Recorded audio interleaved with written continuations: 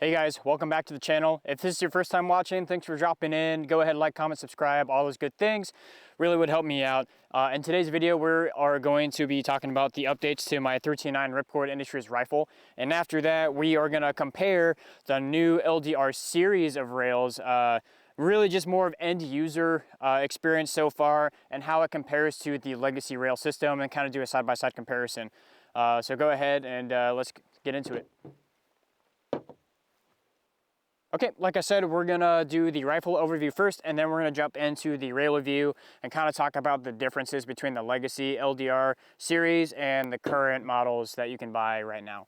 If you want the quick down dirty overview of the rifle, go to the American Pathfinders page. I do a review over there just talking about the components of the rifle. This is gonna be more in depth, a little bit more of my thought process behind the current build and some things I like to change in the future and the things that have changed since the last video. I'll have a full build description and below the video somewhere in here. I'll go ahead and put all the parts and everything. So if you guys really want to know what the specs are, I'll have that listed out.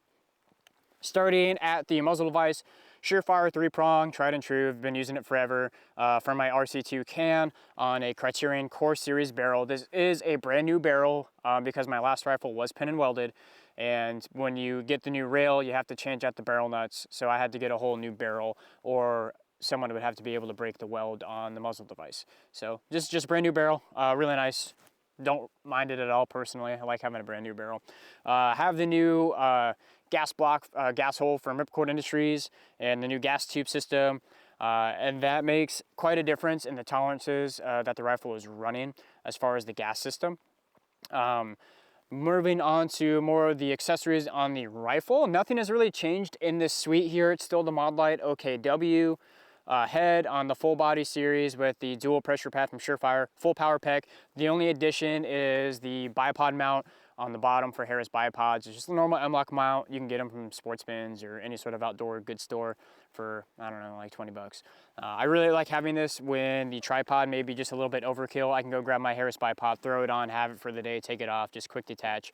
So do like the addition of that guy. Like I said, running the Ripcord Ldra A series in the 13-inch variant. And then moving on back, I'm still rocking my Drop 6 Sling.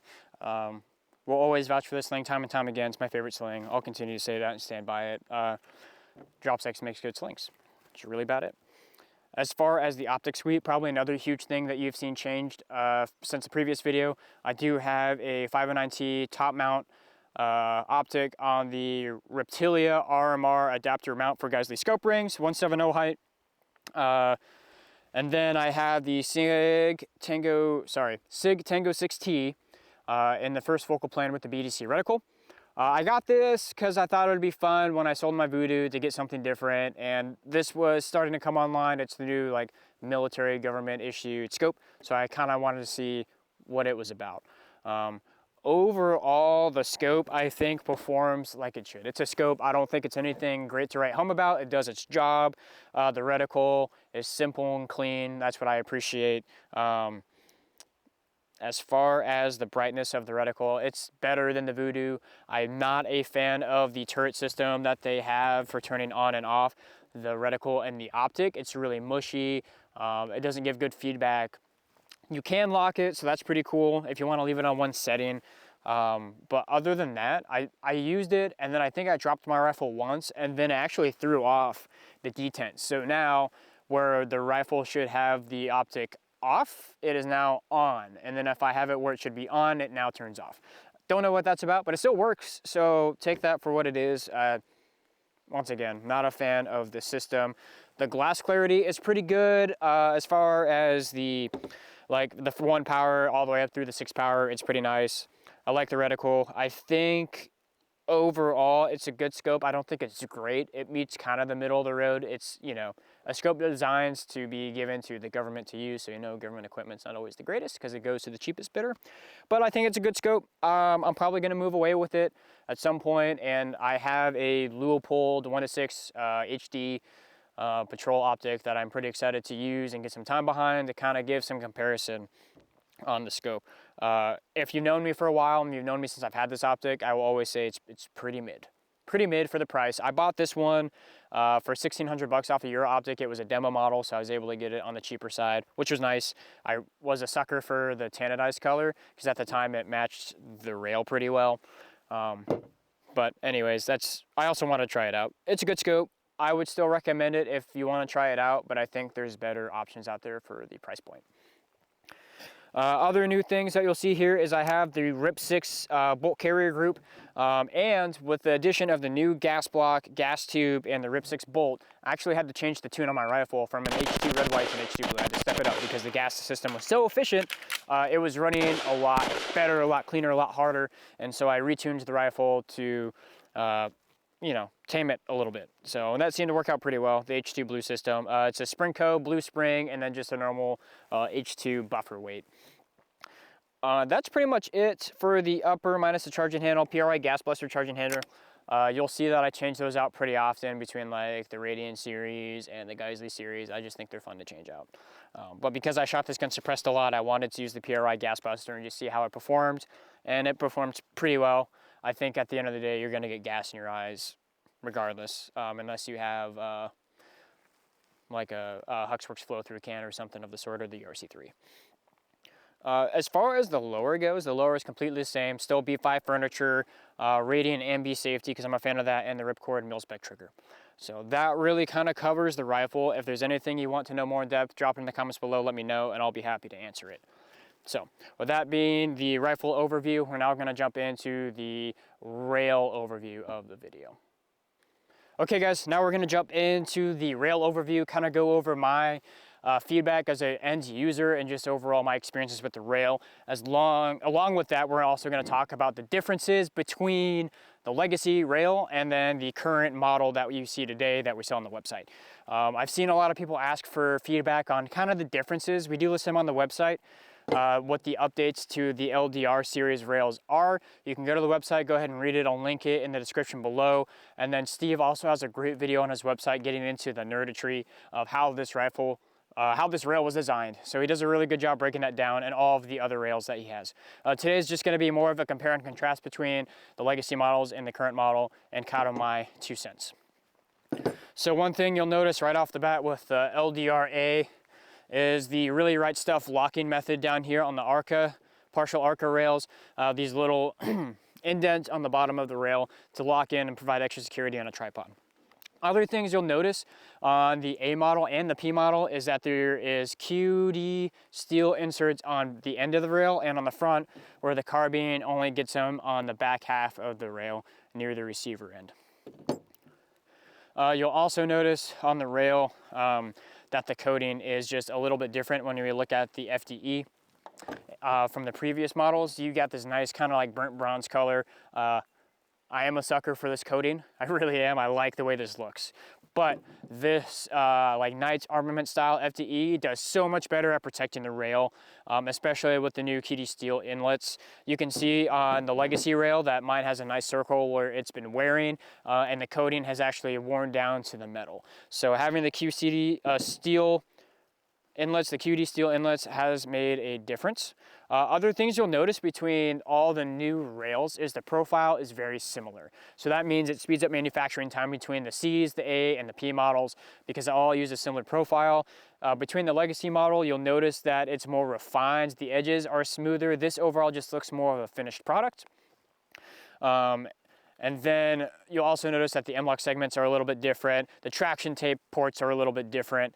And then you also have T-slots on the top of the rail, and then you'll have the indentation on the newer model here, where the old one didn't have any indentation on the top of the Picatinny rail. Some other things you'll notice is like the bottom of the rail, there's wider flats. So that means when you prep into a barricade, you have more surface area to play with, a little bit better balance when driving the rail onto things. So that does make a difference when you use it in a barricade or anything else when you decide to take the rifle and put it onto a surface. On the back half of the rail, you notice that this channel no longer exists. It's flat. The markings are different. The markings here are lasered, where here they're engraved. It's just a lot nicer, a little bit more refined. We also did bring back the indexing pin set. So when you get the new Ripcord Industries receiver sets, you'll get an indexing pin with the receiver sets. That way you can index your rail. Other things you may notice was the ventilation system. So yeah, as you can see here, all the new rifles have this nice ventilation system to interact with the new barrel nut, and we'll go over the hardware and kind of the comparison here. When we shot these rifles and we blasted them as quick as we could suppressed, the heat dissipation was a noticeable difference between the legacy rail and then the new Ldra, in this case the A model. Huge difference. It took a lot longer to heat up. We all noticed it right away. It was just a lot nicer. Like, it just overall does a better job ventilating that heat, where even though the legacy rail did a really good job with that, especially because of these M-LOK segments being deleted, the new barrel nut style and the ventilation on the back of the rail does make a pretty substantial difference. Overall, I am very happy with the new rail design and my new usage of the rail. That heat dissipation, having the Arca mount, for me, it's pretty awesome. I'm starting to get into a little bit of tripod shooting, and it's been pretty awesome. Good experience so far. Applicability for me, I'm not quite sure. I think it's neat. It's a new style of shooting. I'm pretty excited to do more of it. If you haven't seen my last video that I released on doing the tripod drill, go ahead and check that out. Lots of good comments down there. Let me know any tripod tips and tricks you may have. But as far as it just on a generic carbine rifle, I'm not quite sure what to do with it, I'm being honest. It's great, it's an awesome feature, I like to have it. I am still learning like what the applicability is. I got a couple buddies on the SWAT teams in the state here, and they were all really excited about the partial Arca, so I'm sure for those guys, if they're out going to set up like some sort of overlook area where maybe just one buddy, the spotter's got his carbine, he can also throw it in a tripod. But overall, it's a cool feature. I like that we brought that in. Still excited to use it more and kind of give more feedback on that. But the other design and updates to the rail have been really awesome. So with that being said, we're going to go ahead and kind of dig into the hardware a little bit and show you the differences here. So what we have here is the legacy barrel nut. A lot of you guys have said this barrel nut's pretty beefy. I agree. It's a good barrel nut. Very good barrel nut. This one is the current model that comes with the new Ldra series. You can see that it's got channels in here to interface with like a generic like AR tool. And then we have all the cutouts for the ventilation. This barrel nut is lighter than the Mod 4 barrel nut. I can't remember what mod this is, like the Mod 5 or Mod 6 barrel nut, but it is a lot lighter. It shaves you like somewhere between 1 to 2 ounces. The specs are on the website if you're curious to know. So these are not backwards compatible. If you have a current rifle, like I said earlier, when I had pin and weld, if you have a rifle with this barrel nut, you cannot use the new rail. You have to get this barrel nut. They are not backwards compatible. So please don't forget about that little nugget of wisdom. You're gonna get one anyways when you buy the new rail. Just switch them out. Or build a new rifle. Who cares? You'll also see here that the locking plates are a little bit different. This is the new locking plate, and then this is the legacy locking plate. The hardware is a lot beefier.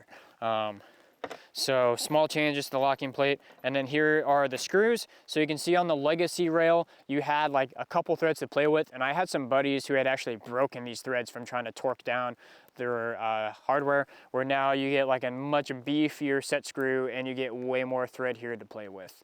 So there are some differences to the hardware there. My overall thoughts, I am very happy with the new rail. Now, what does that mean about the legacy rail? Do I think it's bad? No, I still think the legacy rail is great. I have 3 of them, including this one. I took my first Ldr1, the 1.0, and put it on an airsoft rifle when we went to the 1.5. I still have a 1.0 on my 11.5, and I will continue to use it until it falls apart, which it probably won't happen. I will build probably another airsoft rifle with the Ldr 1.5, so that way I have something that closely mimics my real rifle. And then as far as the C rail that I have here, this was gonna go on the 13.9, but I'm not quite sure what I'm gonna do with it yet. I really like having the Arca option, and doing the little bit of tripod shooting that I have so far, I've really enjoyed it. It's different, it's fun. So I'm excited to do more of that, and then we'll see what ends up with this rail. But until then, I still have it. That pretty much covers a little bit of the side-by-side comparison of the rail and the hardware, and just kind of my overall experience with the rifle and the new rail. Highly recommend it, both of them, honestly. If you want to get the older rail and buy it used, go for it. I think it's great. Probably get it way cheaper. Or if you want to get the Ldra, the Ldra-C, or the Ldra-P, I still think that those are awesome options. The price did go up a little bit on them, but it is worth it in the end if you ask me. Especially if you're into precision shooting or you use a lot on night vision devices, having that less of flex in the rail and having a sturdier rail to keep that zero from getting messed up is really valuable in my opinion. So yeah, that's pretty much the video, guys. Go ahead, let me know what you think in the comments. Go ahead and let me know if you have any questions, and thanks for watching.